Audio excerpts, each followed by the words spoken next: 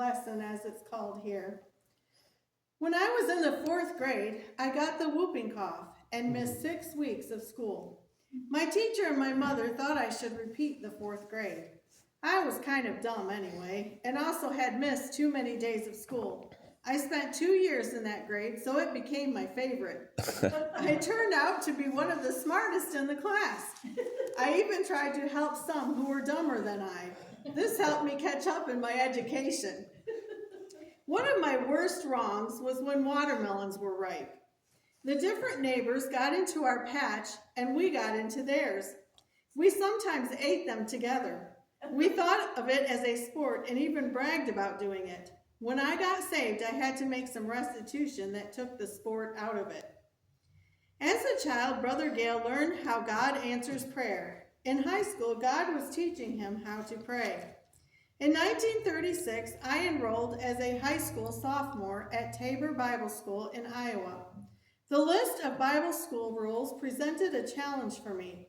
The leaders, staff, and students were very friendly, but didn't appreciate my slang expressions. I told one of the teachers if she would make a list of good words, I would practice using them. Not long after my arrival, I wrote 5 letters. I was trying to learn to pray, and I was broke. My room was upstairs in the boys' dormitory. I laid the 5 letters on the bed and knelt to pray. I really did not know if I was praying the proper way. Christians had told me we could take our needs to Jesus in prayer. As I remember, I told the Lord, I have written 5 letters. There they are, and I need a stamp for each one. Some way I felt blessed in my heart. Then I heard a gentle knock at my door. I opened the door, and there stood a young lady I had just gotten acquainted with.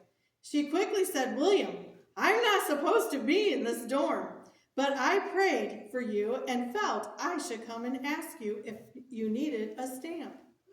I exclaimed, "Yes, I do." And she said, "Really, I felt I should bring you 5. And I assured her that was exactly the number I was praying for. She gave them to me and scampered down the steps and out of the dorm. I wanted to kiss her, but I knew I shouldn't. It was a great joy to lick and stick the 5 3-cent stamps on the letters and mail them. Then we'll go on to the 4th lesson. We experienced living in a tent for a while. I remember 2 things about our neighbor's tent blowing down. I thought it looked so funny that I really laughed. When Mom came out to see what was so funny, she laughed because I was laughing. Dad came out to see what was so funny. He did not think it was funny. He was not happy the way the wind was blowing, nor our laughing at the neighbor's calamity. He said ours would likely be the next tent to blow down.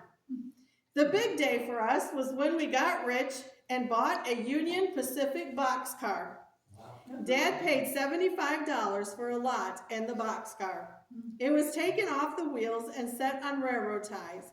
Dad took the sliding doors off and put in regular doors. Both had glass panes. Be it ever so humble, there's no place like home. Eventually, we moved back to Nebraska and lived in a small house behind Uncle Seeley's house. Aunt Bessie was really proud of her chickens. Cousin Clifford and I decided we would help out in feeding them. We made one little mistake. We tied the kernels of corn to a string and the string to the fence. It was a little like catching fish, only more fun.